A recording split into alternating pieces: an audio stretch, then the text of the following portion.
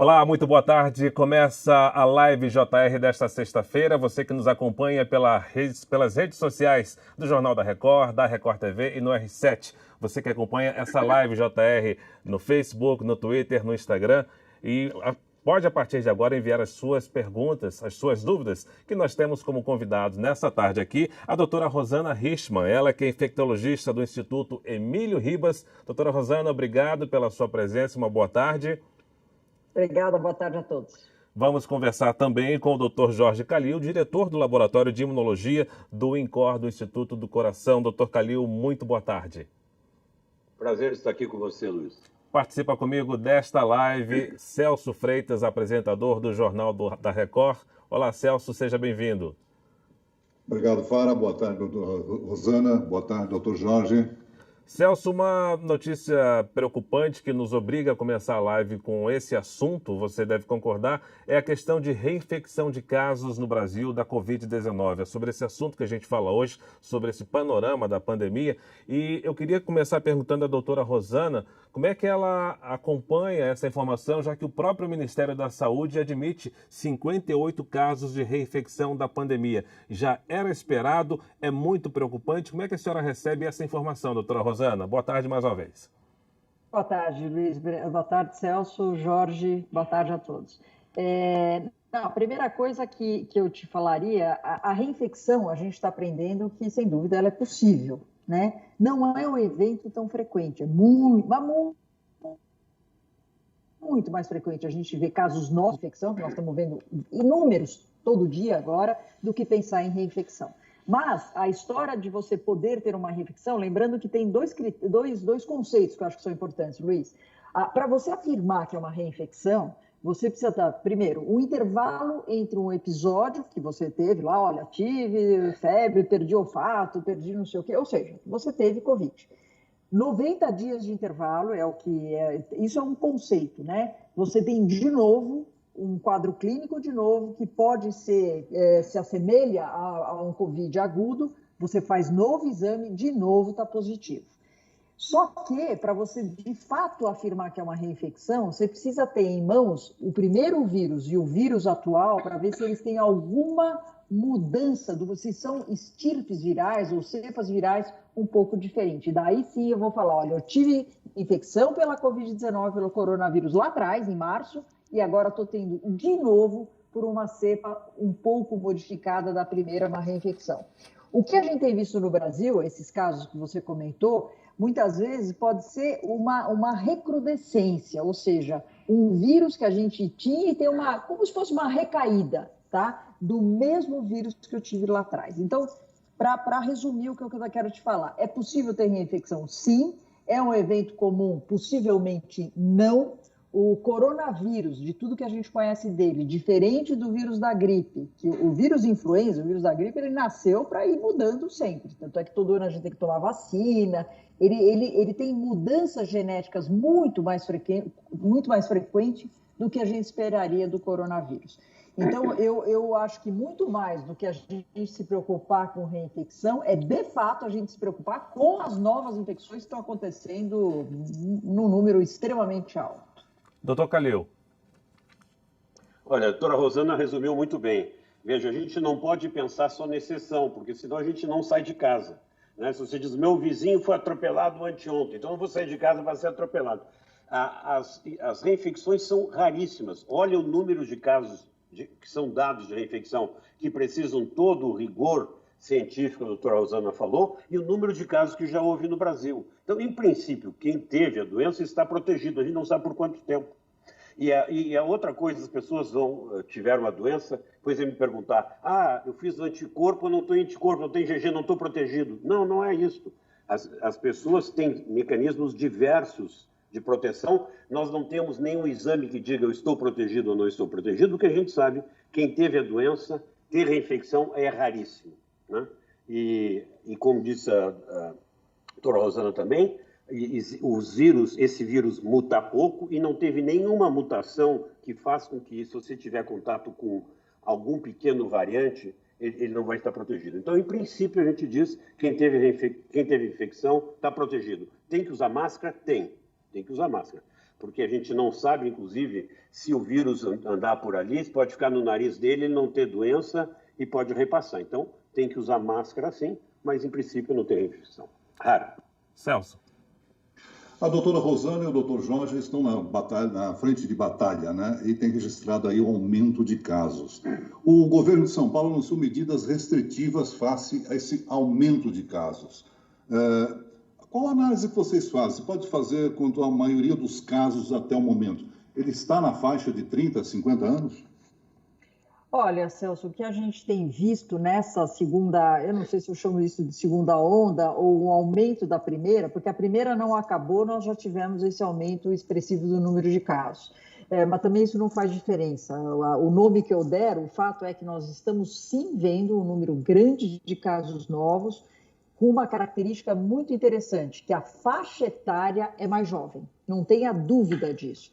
Então, a faixa etária que a gente está vendo hoje, nos casos como um todo, não estou falando só dos hospitalizados, mas os casos como um todo, nós estamos vendo desde jovem, eu tenho paciente com 17, 19, 20 anos, desde de uma população bem mais jovem, mas o grosso, eu diria para você que está entre os 30 e os 50 anos. Acho que a maioria dos casos que a gente está vendo é isso.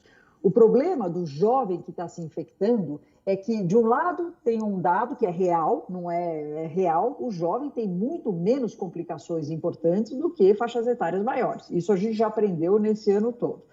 Porém, esse jovem, claro, ele, ainda mais nessa época do ano, só para lembrar, nós estamos hoje a 2 semanas do dia 25 de dezembro, que é o Natal. Então, a minha grande preocupação com esta alta circulação de vírus na população como um todo, além, claro, de toda a repercussão nos nossos hospitais, pronto atendimento, leito de UTI, também a repercussão de expor pessoas que passaram 10 meses em casa, tem muitos avós que estão em casa há 10 meses se cuidando, e agora, nesta época de festas, que obviamente nós brasileiros gostamos do Natal, gostamos de nos confraternizar, mas nós temos que colocar isso na balança nesse momento. É um momento muito especial que nós estamos vivendo com essa recirculação intensa e, por outro lado, nós temos uma perspectiva real, de em breve ter vacinação, em especial para essa população que ficou 10 meses em casa se cuidando. Então, não é hora de, nesse momento, a gente pensar na minha cabeça, pensar em expor essa população mais vulnerável. Doutor Jorge Calil, como é que o senhor vê essa infecção considerável nesse grupo de pessoas de 30, 50, 55 anos, por exemplo? Olha, se você tivesse me perguntado há um mês atrás se nós teríamos um aumento de casos, eu disse, vamos ter. As pessoas ficavam chateadas. Nós vamos ter, por quê? Eu pergunto por quê. Digo porque nós latinos não sabemos não nos reunirmos no Natal e Ano Novo.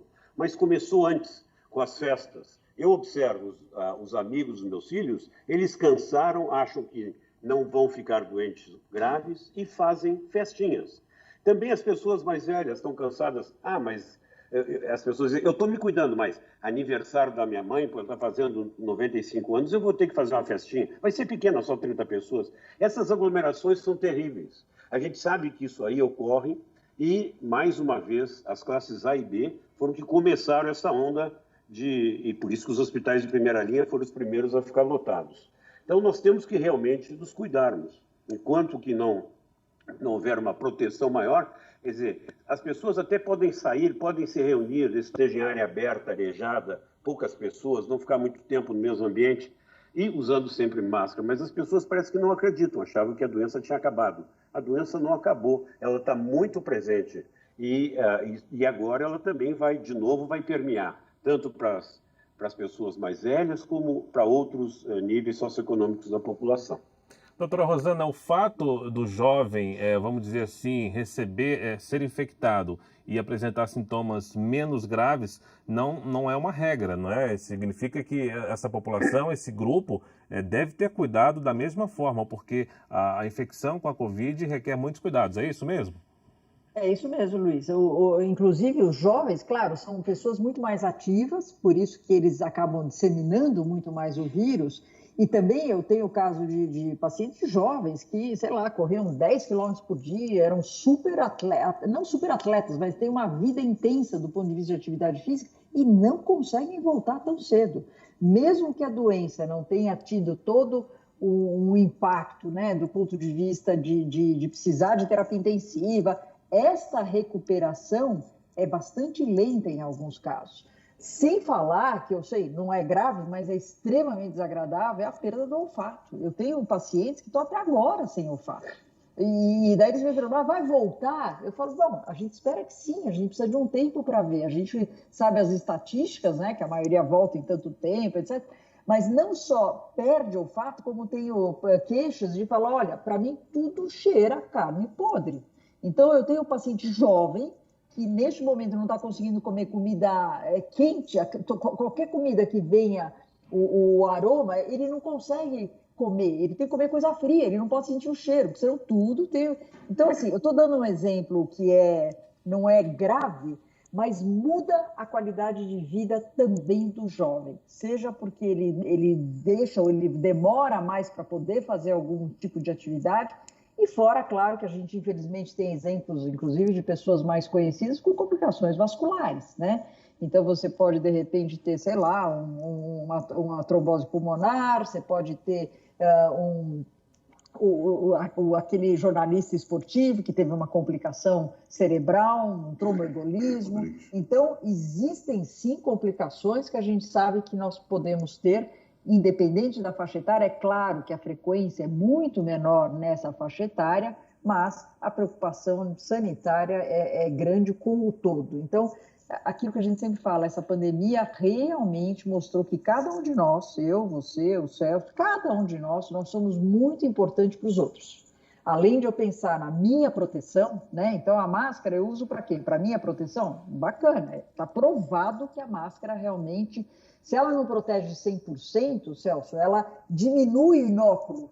Então tem uma teoria que eu acho bem interessante, a quantidade de vírus que entra, mesmo que eu tenha uma máscara que o pessoal fala, mas entra pelo lado, entra por cima. Tudo bem, a máscara não tem 100% de filtragem, mas o que ela filtrar, eu acabo sendo exposta a uma carga viral menor e, com isso, a chance de eu ter uma doença mais leve é maior.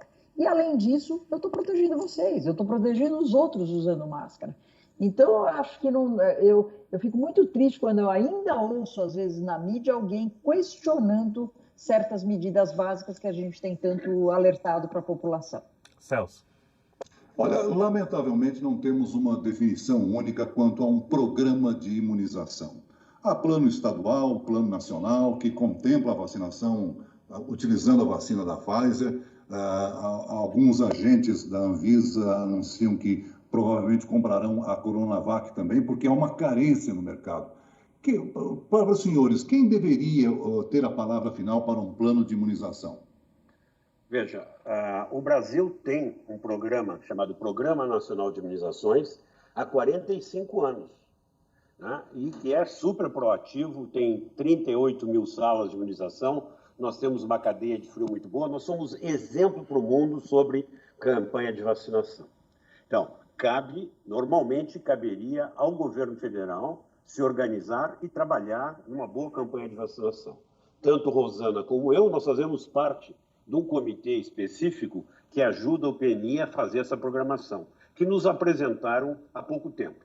O problema é que, apesar de agora, me pareceu que está estruturado, com prioridades e tal, não foram compradas nem as vacinas, nem os insumos com antecedência, e nós vamos ter dificuldade agora.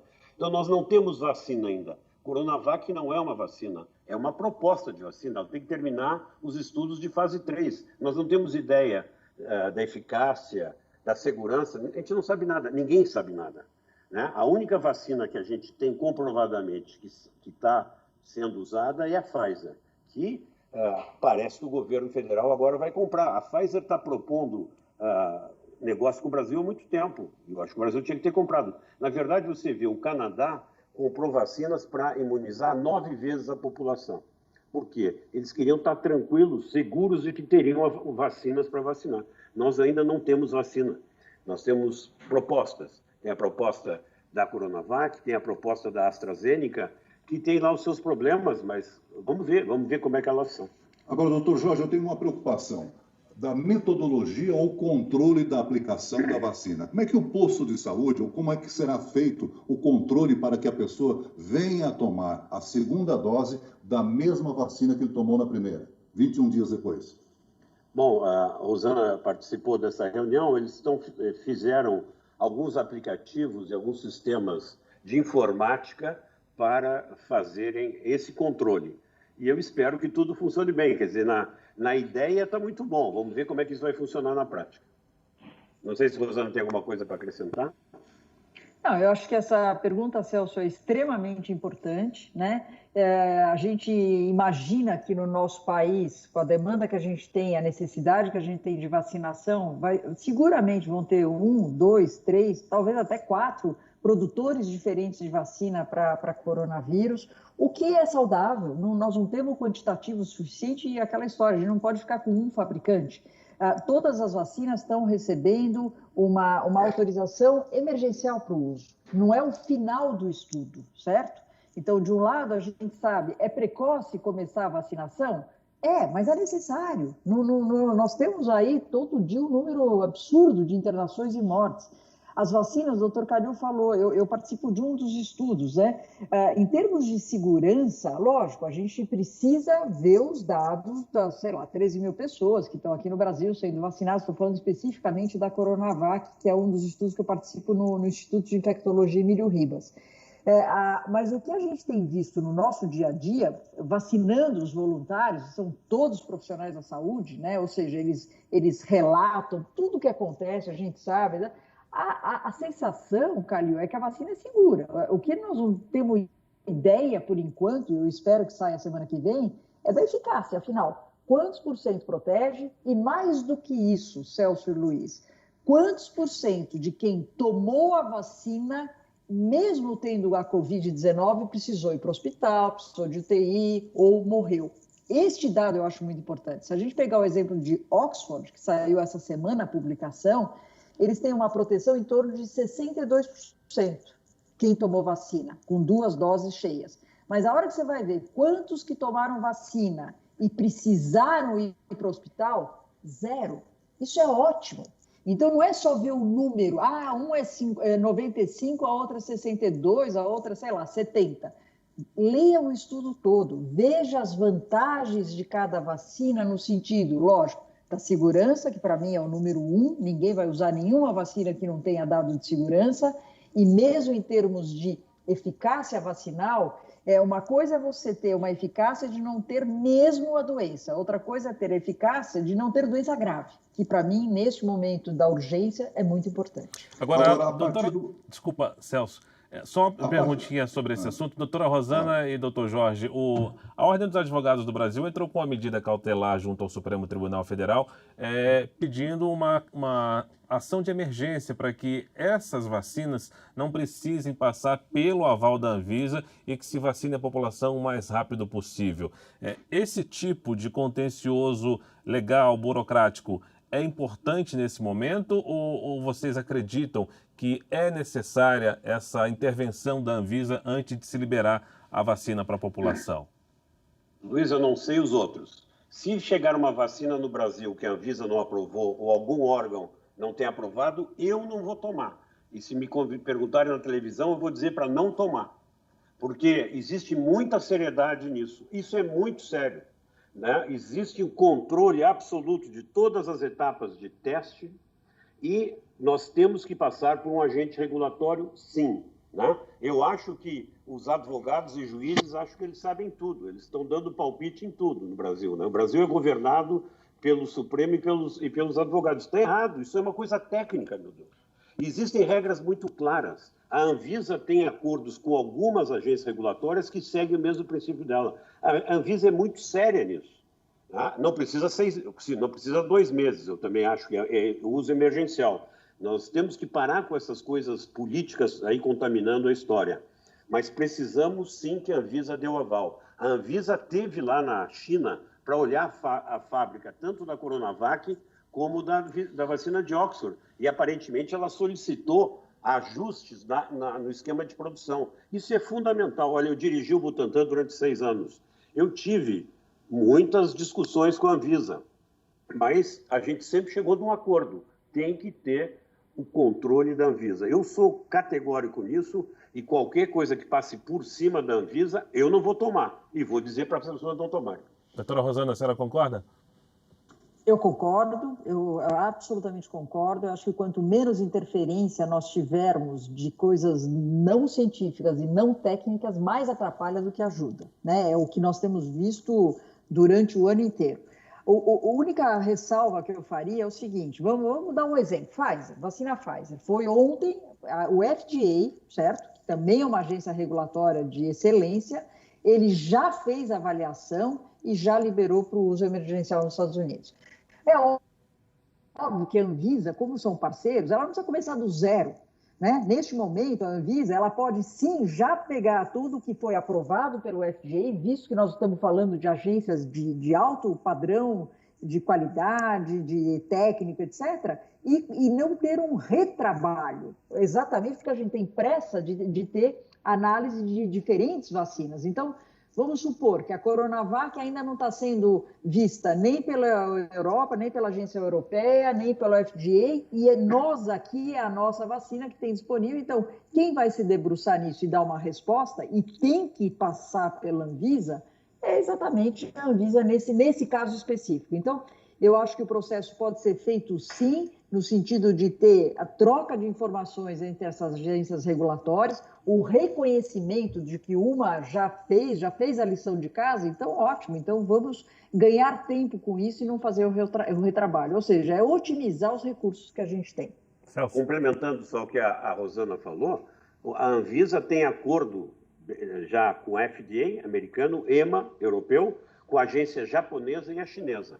Agora, o primeiro a ver tem que ver como disse a Rosana muito claramente, com o microscópio todos os detalhes, porque os outros vão acreditar em quem viu primeiro. E nós estamos falando de milhões de pessoas vacinadas, então tem que ter cuidado, tem que ter atenção. É claro que todos nós estamos transtornados, né, ansiosos por essa vacina. A vacinação já começou no Reino Unido, começa na semana que vem nos Estados Unidos. Por que não começou no Brasil? Por que nós estamos atrasados? Primeiro, porque nós não temos nenhuma vacina aprovada pela Anvisa. Bem, a primeira resposta é essa. Segundo, que tem estudos, por exemplo, estudos de fase 3, que não tem dado ainda nem essa avaliação preliminar. Nós temos sempre uma avaliação preliminar e uma avaliação final. A avaliação final não dá para esperar, porque isso requer muito tempo, você vai ver depois que a vacina já até estiver em uso, o que está acontecendo, quanto tempo vai durar essa proteção. Então, esta avaliação final, nós não temos tempo para esperar. Mas a avaliação emergencial e os dados preliminares, esses são fundamentais e obrigatórios. Então, eu vou te falar que aqui na nossa agência, na própria Anvisa, eles estão recebendo agora os dossiês para essa aprovação emergencial. Então, assim que houver a submissão dessas vacinas e as vacinas que a gente vai ter acesso, porque também não adianta eu falar de uma vacina que a gente não consegue ter acesso no Brasil ou que sejam vacinas de muito difícil logística, né? E daí a gente entra aí não no problema, mas num ponto que nos preocupa em relação às vacinas, que são de temperaturas muito negativas para serem conservadas aqui no nosso país. Agora, doutora Rosana, a vacina que nós vamos receber de Oxford não vai ter nenhum ingrediente diferente para o Brasil. Eu acho que eu não entendi sua pergunta. Como ingrediente de Oxford? Essa vacina? Pfizer. Não, a de Oxford não é a vacina da Pfizer. Por Desculpe, isso que eu acho que eu não estava entendendo. Então, a vacina da Pfizer, vacina da Pfizer, que é parceria com a BioNTech, tá? Esta vacina que foi aprovada pelo FDA ontem, tá certo?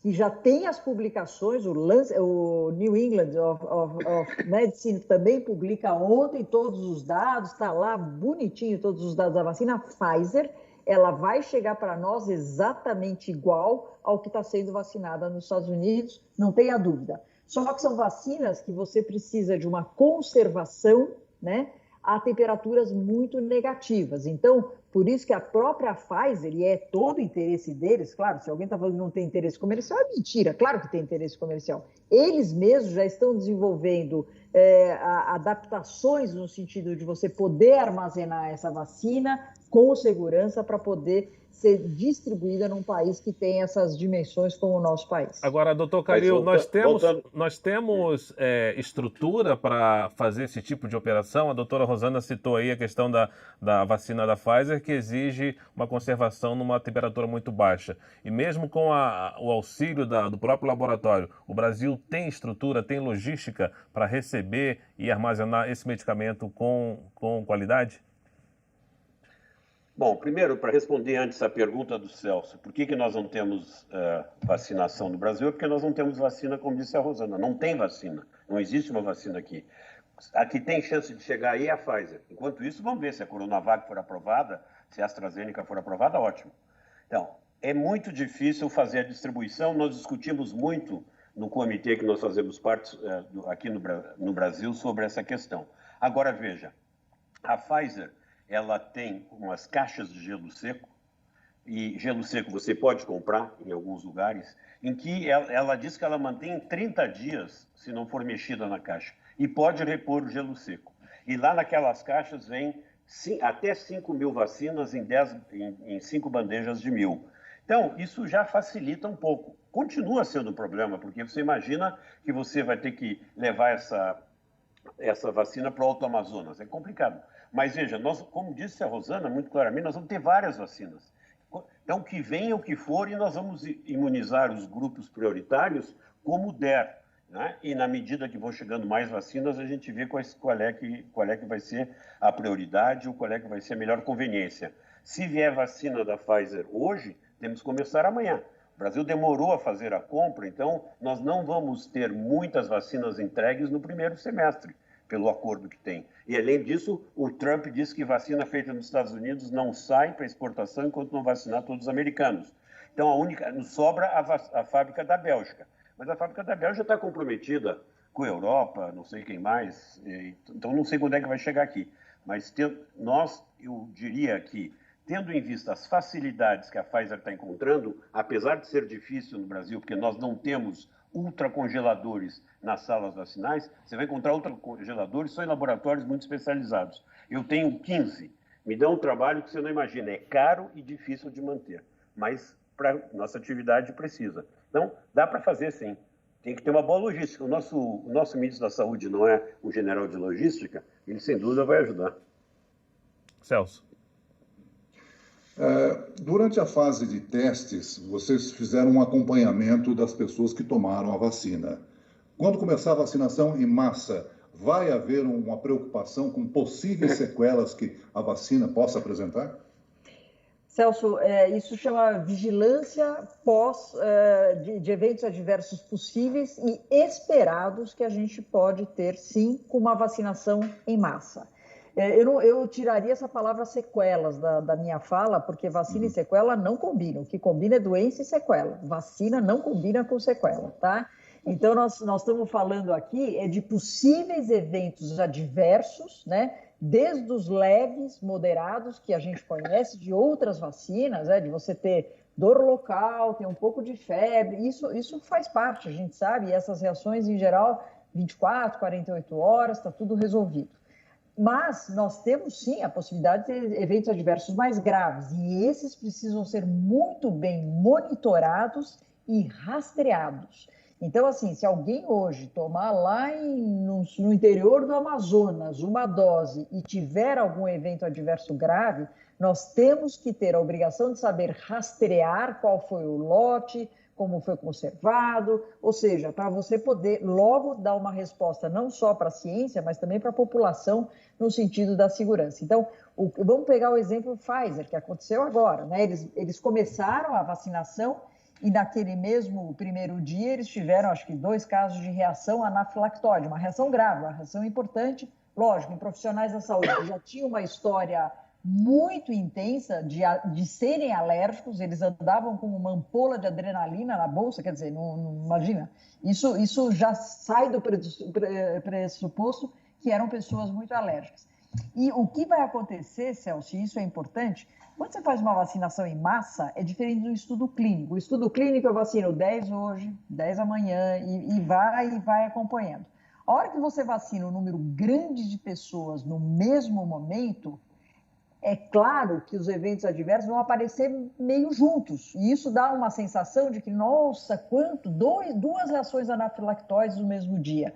É porque nós estamos vacinando. Lá no Reino Unido, eles estão vacinando um número grande de pessoas. Então, é fundamental que a gente tenha, e o Ministério, pelo menos o Plano Nacional de Imunizações, está previsto, sim, você ter esse segmento de possíveis eventos adversos que podem acontecer. Bom, nós temos agora aqui algumas perguntas dos nossos telespectadores, da nossa audiência, aqueles que acompanham pela internet. Desculpa, doutora Rosana, acho que travou o sinal, não sei se eu lhe interrompi, peço perdão. Mas tem a pergunta aqui da Rosa Faria Bernardes, que acompanha a live JR pelo R7. Ela pergunta, ela quer saber se quem já teve Covid tem probabilidade maior de se contaminar novamente. Bom, essa pergunta é uma pergunta muito interessante. Existem poucos casos, como disse a Rosana, que a gente sabe que realmente tiveram reinfecção.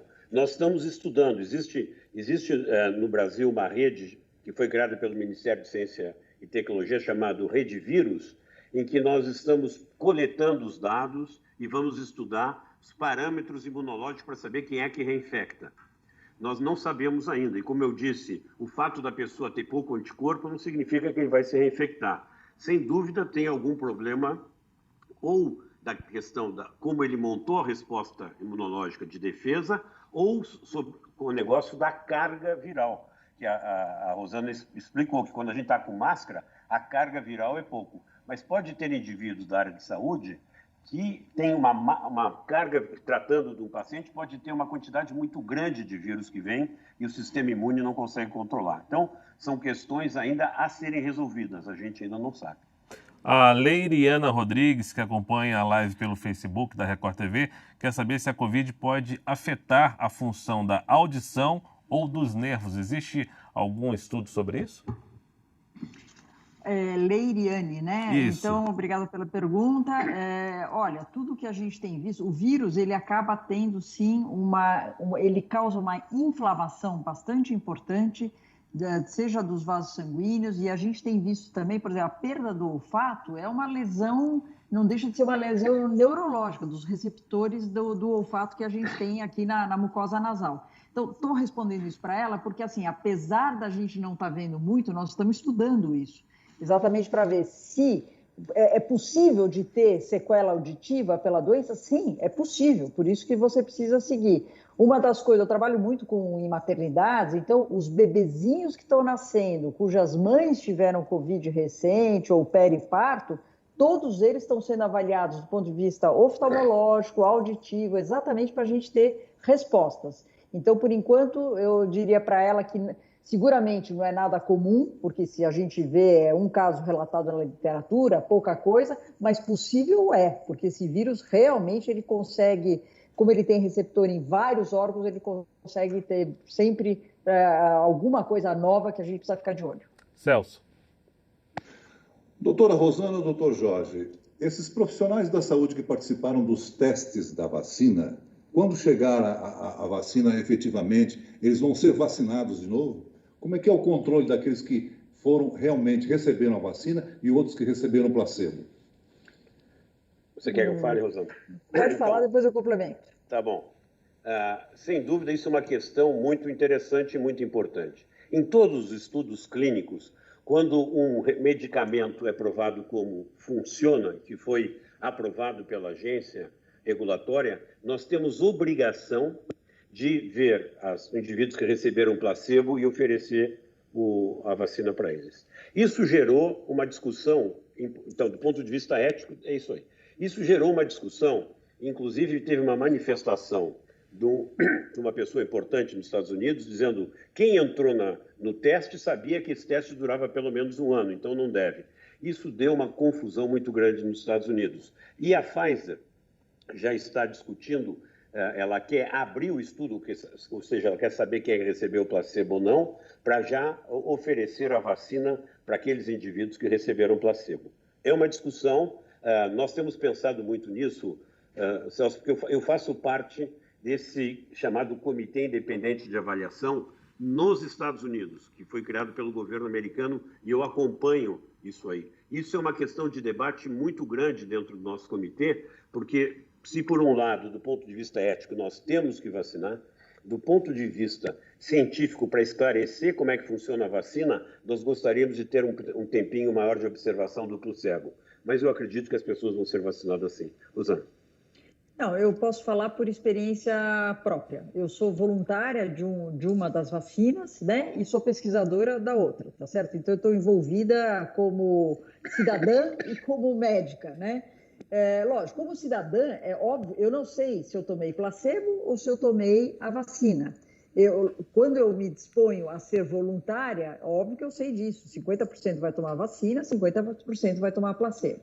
A hora que começam a vir os resultados, uma pandemia do jeito que a gente está vendo, com uma vacina, vou falar de uma vacina específica, Pfizer, com 95% de eficácia, na minha visão como cidadã, é antiético eu não ser vacinada se eu tomei o placebo. Mesmo sabendo que, lógico, eu me propus a seguir durante 1 ano, 2 anos, no estudo. E caso isso não aconteça, Celso, na vida prática, o que vai acontecer? Se eu, como profissional da saúde, vou ter direito à vacina assim que sair a primeira vacina, eu sou do grupo prioritário, vai acabar estragando, entre aspas, mas eu vou acabar fazendo uma outra vacina, o que não deveria, porque eu entrei no estudo, mas é isso que vai acontecer com a maioria dos voluntários. Então, eu, na prática, Celso, inclusive é isso que a gente está imaginando, tanto vacina do Butantan, quanto a vacina da Oxford, quanto a vacina da Pfizer, é que todos os voluntários que tomaram a vacina, o placebo, o estudo vai ser aberto, vai ser chamado os voluntários que tomaram o placebo para serem vacinados. Agora doutor... a senhora fez o teste da vacina da Coronavac. Se vier a Pfizer, não? Não. Eu sou pesquisadora da Coronavac, eu não posso ser voluntária nesse estudo. E eu sou voluntária da vacina Pfizer. Então, eu estou em 2 grupos por causa disso. Na realidade, Celso, eu me inscrevi em todos. Mas se chegar a Coronavac, a senhora não vai tomar? Não vou tomar. Depende disso tudo que nós estamos discutindo aqui no sentido do tempo, entendeu? E assim como... Porque você tem que pensar que a maioria dos estudos tem como voluntários profissionais da saúde que estão se expondo. Então, eu insisto, é uma questão praticamente ética. Você tem um produto que mostrou uma eficácia bastante razoável de acabar oferecendo. Doutor Jorge, doutora Rosana, nós estamos quase chegando ao fim da nossa live JR. Eu vou deixar uma pergunta no ar aqui, vou pedir 1 minuto de resposta para cada um de vocês, por gentileza. Nós vimos que recentemente pelo menos 2 companhias aéreas, grandes companhias aéreas que operam no Brasil, já se colocaram à disposição de auxiliar no transporte da vacina. O que mais, como sociedade, como mídia, como empresas, a gente pode fazer para colaborar também no combate à pandemia, visto que não apenas ações do governo vão ajudar a controlar a Covid? O que a gente pode fazer para auxiliar os profissionais de saúde nesse combate? Rosana. Eu acho que o maior auxílio que a gente pode fazer é a sociedade se envolver como um todo. Já foi anunciado, se eu conseguir fazer vacinação, né, em farmácia, escolas, ou seja, quanto mais a gente tiver a colaboração da população como um todo e não interferências, seja lançando fake news, para atrapalhar. Cada vez que você tem uma interferência desta, vocês não sabem o que acontece nesse processo todo. Então, eu acho que a população, primeiro, vá atrás de informações confiáveis, de fontes confiáveis, cheque a informação antes de fazer um juízo sobre aquele assunto. É assim que a população pode ajudar a gente. Doutor Jorge. Bom, Luiz, eu diria que nós temos que ter um comportamento cívico, né? Nós como os indivíduos. Então, usar máscara, evitar aglomerações, porque vai demorar para a gente conseguir vacinar todo mundo. Então, as pessoas têm que saber se comportar, não só para eles, mas todo o entorno das pessoas. E quando chegar uma vacina, vacine-se, porque você vai evitar ser um transmissor dessa doença. Então, é tudo comportamento cívico, né? Nós não precisaríamos obrigar ninguém a fazer nada. As pessoas têm que ter essa consciência, porque nós vivemos uma sociedade e as interconexões são muitas. Então, é isso, um comportamento cívico, vacine-se, use máscara, evite aglomerações e tenha cuidado para não transmitir a doença. Ok, doutor Jorge Calil, muito obrigado pelo tempo precioso do senhor aqui na Live JR. Doutora Rosana Richman também muito agradecido pelas suas explicações, pela sua fala. Celso Freitas, e a gente agradece você também pela sua participação aqui nessa Live JR. Obrigado a todos. A Live JR volta na próxima semana, sempre com um assunto de interesse de você, como nosso telespectador. Obrigado pela sua companhia, um ótimo fim de semana e continue com a Record TV e com o R7. Até a próxima.